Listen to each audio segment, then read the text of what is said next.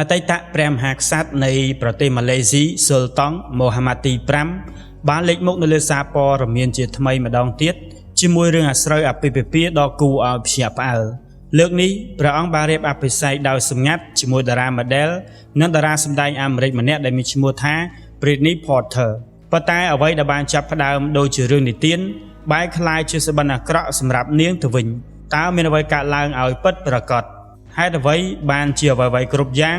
ដួលរលំយ៉ាងលឿនបែបនេះហើយតើទ្រង់បានធ្វើអ្វីខ្លះចំពោះនាងដែលគ្មាននរណាម្នាក់រំពឹងទុកសូមទស្សនាវីដេអូនេះពេញដើម្បីស្វែងយល់កុំភ្លេចចុច like ចុច subscribe និងចុចរូបកណ្ដឹងដើម្បីទទួលបានការជួយដំណឹងនៅពេលដែលadminបានបង្ហោះវីដេអូថ្មីតោះចាប់ផ្ដើមស៊ុលតុងម៉ូហាម៉ាត់ទី5គឺជាអតីតព្រះមហាក្សត្រម៉ាឡេស៊ីទ្រង់បានបង្កើតប្រវត្តិសាស្ត្រក្នុងឆ្នាំ2019នៅពេលដែលទ្រង់បានក្លាយជាព្រះមហាក្សត្រដំបូងគេបង្អស់របស់ប្រទេសដែលបានដាក់រាជដោយស្ម័គ្រចិត្តប៉ុន្តែអ្វីដែលមនុស្សភាគច្រើនចងចាំមិនមែនជាការដាក់រាជរបស់ទ្រង់ឡើយប៉ុន្តែគឺជារឿងអាស្រូវជុំវិញជីវិតផ្ទាល់ខ្លួនរបស់ទ្រង់ធ្លាប់បានរៀបអភិសេកច្រើនលើកច្រើនសារអាពាហ៍ពិពាហ៍ដំបូងរបស់ទ្រង់គឺនៅក្នុងឆ្នាំ2004ជាមួយព្រះនាងថៃមួយអង្គប៉ុន្តែត្រូវបានបញ្ចប់ដោយការលែងលះបន្ទាប់មកទ្រង់បានរៀបអភិសេកសម្ងាត់ជាមួយស្ត្រីជនជាតិឆែកម្នាក់ឈ្មោះយ៉ាណាយ៉ូបកូវ៉ាដែលបានបដូរមកកាន់សាសនាអ៊ីស្លាមនិងប្រើឈ្មោះថា Nordiyana Petra អាពាហ៍ពិពាហ៍នោះត្រូវបានរក្សាទុកជាសម្ងាត់ពីភ្នែកសាធារណជនអស់រយៈពេលជាច្រើនឆ្នាំហើយបន្ទាប់មកក៏មានរឿងអាស្រូវដែលបានល្បីសុសសាយពេញពិភពលោកពាក់ព័ន្ធនឹងតារា model រុស្ស៊ីអូសាណាបូអេបូឌីណានិងការលែងលះដ៏កក្តៅតាមបណ្ដាញសារព័ត៌មានប៉ុន្តែវាមិនទាន់បញ្ចប់ត្រឹមនេះទេព្រោះស្ត្រីជនជាតិអាមេរិកម្នាក់ទៀតកំពុងរៀបនឹងស្វែងយល់ថាតើស៊ុលតុងម៉ូហាម៉ាត់ទី5ពិតជាមនុស្សបែបណា Britney Porter កើតនៅថ្ងៃទី28ខែកុម្ភៈឆ្នាំ1995នៅទីក្រុង Los Angeles រដ្ឋ California គេមិនសូវដឹងច្រើនអំពីកុមារភាពនិងជីវិតដំបូងរបស់នាងឡើយប៉ុន្តែមានសេចក្តីរាយការណ៍ថានាងបានបញ្ចប់បរិញ្ញាបត្រពីវិទ្យាស្ថានសិល្បៈ Hollywood នាងបានចាប់ផ្ដើមអាជីពជាតារា model ទោះបីជាក្តីសុបិនពិតប្រាកដរបស់នាងគឺចង់ក្លាយជាតារាសម្ដែងក៏ដោយនាងមិនដែលបបង់គោលដៅនោះទេហើយនៅអាយុ29ឆ្នាំនាងបានសម្រេចចិត្តប្រឡូកក្នុងវិស័យនេះឲ្យកាន់តែខ្លាំងនាងបានចុះឈ្មោះចូលរៀនថ្នាក់សម្ដែងនៅ Studio Marker ក្នុងទីក្រុង Los Angeles ហើយចាប់ផ្ដើមធ្វើតេស្តសម្ដែងកាន់តែញឹកញាប់ដើម្បីរងចាំឱកាសមាសរបស់នាងជាយថាហេតុនាងទទួលបានតួនាទីតូចៗក្នុងផលិតកម្មឯករាជ្យនិងគម្រោងដែលមិនសូវមានគេស្គាល់ដូចជា Unbelievable The Drive និង Crown ដែលសុទ្ធតែចេញផ្សាយក្នុងឆ្នាំ2024ក្នុងឆ្នាំដដែលនោះជីវិតរបស់នាងបានផ្លាស់ប្ដូរតាមរបៀបដែលនាងមិនធ្លាប់នឹកស្មានដល់ក្នុងខែមករាឆ្នាំ2024ខណៈពេលដែលនាងនៅទីក្រុងញូវយ៉កនាងត្រូវបានគេណែនាំឲ្យស្គាល់ស៊ុលតុងម៉ូហាម៉ាត់ទី5តាមរយៈមិត្តភ័ក្តិចាប់តាំងពីការជួបគ្នាលើកដំបូងពួកគេមានទំនាក់ទំនងផ្លូវចិត្តភ្លាមៗតែម្ដងនាងបាននិយាយនៅពេលក្រោយថាពួកយើងមានភាពត្រូវគ្នាយ៉ាងខ្លាំងនិងជជែកគ្នាលេងយ៉ាងសប្បាយដោយនាងបានពិពណ៌នាថាទ្រង់ជាមនុស្សឆ្លាតមានការបញ្ចេញសម្លេងភាសាអង់គ្លេសបែបអង់គ្លេសដ៏គួរឲ្យស្រឡាញ់ដំបូងឡើយពួកគេគ្រាន់តែជាមិត្តភ័ក្តិនឹងគ្នាប៉ុន្តែពួកគេចាប់ផ្ដើមនិយាយគ្នាជារៀងរាល់ថ្ងៃហើយយ៉ាងឆាប់រហ័សអ្វីដែលចាប់ផ្ដើមពីមិត្តភាពធម្មតាក៏បានក្លាយជាអ្វីដែលលើសពីនេះនៅពេលដែលទំនាក់ទំនងកាន់តែស៊ីជម្រៅ Britney ត្រូវបានណែនាំឲ្យស្គាល់នៅរបៀបរស់នៅបែបស៊ីវិល័យដែលមនុស្សតិចតួចបំផុតក្នុងលោកអាចទទួលបានបទពិសោធន៍ស៊ុលតុងម៉ូហាម៉ាត់ទី5បាននាំនាងនិងមិត្តភ័ក្តិរបស់នាងទៅកាន់គោលដៅទេសចរណ៍ដ៏ប្រណិតបំផុតមួយចំនួនក្នុងពិភពលោកស្នាក់នៅសណ្ឋាគារល្អៗបំផុតនិងរីករាយជាមួយភាពស្រណុកសុខស្រួលនិងភាពផ្ដាច់មុខដែលហាក់ដូចជាមិនមែនជាការពិតក្រោយមកនាងបានបញ្យល់ថាទ្រង់ជាមនុស្សដែលមានចិត្តសប្បុរសបំផុតមិនត្រឹមតែចំពោះនាងប៉ុណ្ណោះទេប៉ុន្តែថែមទាំងចំពោះមនុស្សគ្រប់គ្នានៅជុំវិញទ្រង់ផងដែរសម្លៀកបំពាក់ម៉ាកល្បីៗកាបូបគ្រឿងអលង្ការសម្រាប់ Britney វាពិតជាមានអារម្មណ៍ថានាងកំពុងរស់នៅក្នុងសបិនដែលនាងតែងតែស្រមៃចង់បានប៉ុន្តែដោយដែលតែងតែកើតឡើងនៅក្នុងរឿងបែបនេះ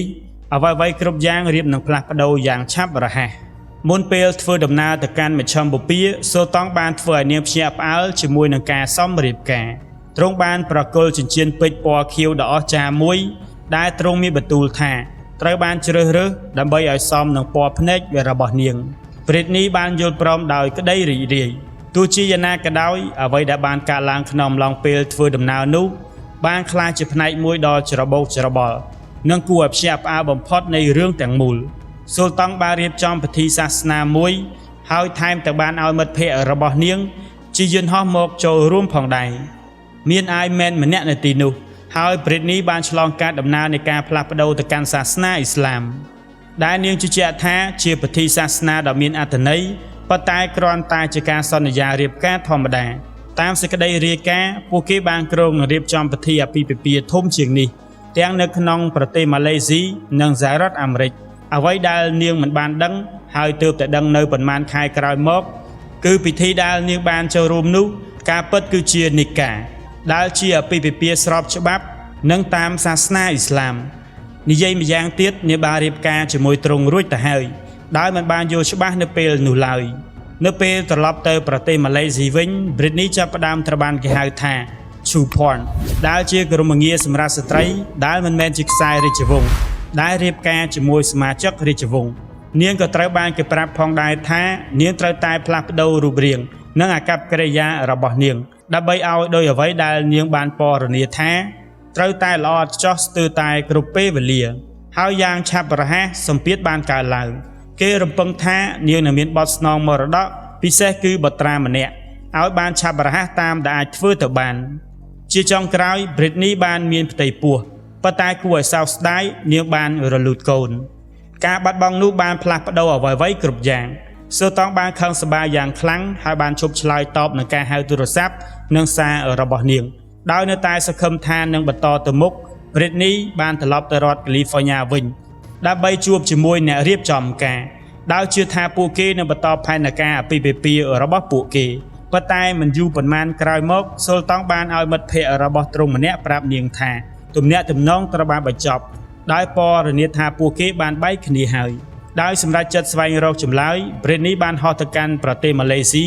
ដើម្បីប្រឈមមុខនឹងទ្រង់ប៉ុន្តែទ្រង់មិននៅទីនោះទេនាងត្រូវបានគេប្រាប់ថាទ្រង់បានទៅប្រទេសសិង្ហបុរីក្រោយមក Britney បានអះអាងថានាងមិនដែលទទួលបានដំណឹងពីទ្រង់ទៀតឡើយនាងបាននិយាយថាទ្រង់បានប្លុកខ្ញុំគ្រប់ផ្លូវទាំងអស់ការតក់ស្លុតរបស់នាងបានកើនឡើងថែមទៀតនៅពេលដែលនាងដឹងថាទ្រង់នៅតែរៀបការជាមួយមហេសីណូឌីយ៉ាណាមិនត្រឹមតែនៅរៀបការជាមួយគ្នាទេប៉ុន្តែពួកគេថែមទាំងបានប្រារព្ធខួបអាពាហ៍ពិពាហ៍លើកទី15ជាមួយគ្នាទៀតផង Britney បានបញ្យល់ថាទ្រង់បានប្រាប់ខ្ញុំថាអាពាហ៍ពិពាហ៍របស់ទ្រង់ត្រូវបានបញ្ចប់ហើយខ្ញុំមិនដឹងថាខ្ញុំគឺជាមហេសីទី2ឡើយទ្រង់ប្រាប់ខ្ញុំថាពួកគេលែងនិយាយគ្នាទៀតហើយអ្វីៗបានបញ្ចប់ហើយនាងឌីយ៉ាណាមិនមែនជាផ្នែកនៃជីវិតរបស់ទ្រង់ទៀតឡើយប្រសិនបើខ្ញុំដឹងថាខ្ញុំនឹងក្លាយជាមហេសីទី2ខ្ញុំមិនដឹងថាខ្ញុំនឹងយល់ព្រមដែរឬទេ Britney ក៏បានសម្ដែងនៅអារម្មណ៍ខកឆ្គងចំពោះរបៀបរស់នៅដ៏ប្រណិតរបស់ស៊ុលតុងដោយដឹងថារដ្ឋកាឡាន់តាន់ដែលទ្រង់គ្រប់គ្រងគឺជាគ្រួសារក្រីក្រទី2នៅក្នុងប្រទេសម៉ាឡេស៊ីនាងនិយាយថាវាពិតជាពិបាកទទួលយកណាស់ដែលមានមនុស្សមិនមានសូម្បីតែតម្រូវការចាំបាច់មូលដ្ឋានព្រោះខ្ញុំបានឃើញពីរបៀបដែលអ្នកគ្រប់គ្រងរបស់ពួកគេរស់នៅលុយនោះគួរតែត្រូវបានផ្ដល់ទៅឲ្យប្រជាជនខ្ញុំមានអារម្មណ៍ខកដែលបានក្លាយជាផ្នែកមួយនៃរឿងនោះចាប់តាំងពីការបែកបាក់ទំនាក់ទំនងមក Britney មិនបាននៅស្ងៀមឡើយនាងបានប្រើប្រាស់បណ្ដាញសង្គមដើម្បីបង្ហោះរូបភាពសារសន្ទនារូបថតដំណើរកម្សាន្តជាមួយគ្នានិងកាដូដ៏ប្រណិតដែលទ្រង់បានផ្ដល់ឲ្យនាងបានសរសេរថាខ្ញុំសមនឹងទទួលបានការបញ្ចប់ដ៏ត្រឹមត្រូវការលែងលះជាផ្លូវការនិងការសមទោសពិតប្រាកដជាអកុសលវាមិនមែនជាលើកទី1ទេដែលស៊ូតង់បានប្រព្រឹត្តចំពោះស្ត្រីតាមរបៀបនេះជោគវាសនាដដែលនេះក៏ត្រូវបានជួបប្រទះដោយតារា model រុស្ស៊ីអូសាណាបូអេបូឌីណាដែលបានរៀបការសម្ងាត់ជាមួយទ្រង់ការទ្រង់នៅជាព្រះមហាក្សត្រនាងបានបដូរមកកាន់សាសនាអ៊ីស្លាមដើម្បីទ្រង់បបង់អាជីពជាតារា model ទាំងស្រុងហើយជឿជាក់យ៉ាងមុតមមថានាងកំពុងរស់នៅក្នុងរឿងនិទានប៉ុន្តែស៊ូតង់មានមហេសីសម្ងាត់ម្នាក់រួចទៅហើយគឺឌីយ៉ាណាដែលនៅជាមួយទ្រង់រហូតមកដល់សពថ្ងៃនៅពេលដែលឌីយ៉ាណាដឹងពីទំនាក់ទំនងជាមួយអូសាណានាងត្រូវបានគេចោទប្រកាន់ថា បានលេចធ្លាយវីដេអូកាលពីអតីតកាលជាតារា model របស់អូសាណាទៅកាន់សារព័ត៌មានម៉ាឡេស៊ីរឿងអាស្រូវត្រូវបានផ្ទុះឡើងទូទាំងប្រទេសហើយអូសាណាដែលកំពុងមានផ្ទៃពោះនៅពេលនោះត្រូវបានបណ្តេញចេញពីព្រះបរមរាជវាំងនិងបង្ខំឲ្យត្រឡប់ទៅប្រទេសរុស្ស៊ីវិញតែម្នាក់ឯងក្នុងខែឧសភាឆ្នាំ2019នាបានសម្រាប់បត្រាឈ្មោះអ៊ីស្ម៉ាអែល លេអុងហើយអស់រយៈពេលជាច្រើនឆ្នាំស៊ុលតុងបានបដិសេធសូម្បីតែទទួលស្គាល់កុមារនោះថាជាកូនរបស់ទ្រង់ជាសំណាងល្អសម្រាប់ព្រីតនីការរលូតកូនដែលនាងបានជួបប្រទះប្រហែលជារឿងតែមួយគត់ដែលបានសង្គ្រោះនាងពីជោគវាសនាដ៏លំបាកជាងនេះថ្ងៃនេះនាងកំពុងកសាងជីវិតរបស់នាងឡើងវិញយឺតបន្ទាប់ពីចំណាយពេលជាច្រើនឆ្នាំនៅក្នុងចក្រភពអង់គ្លេសដែលផ្ដោតលើសុខភាពផ្លូវចិត្តនិងឆ្លងកាត់ការព្យាបាល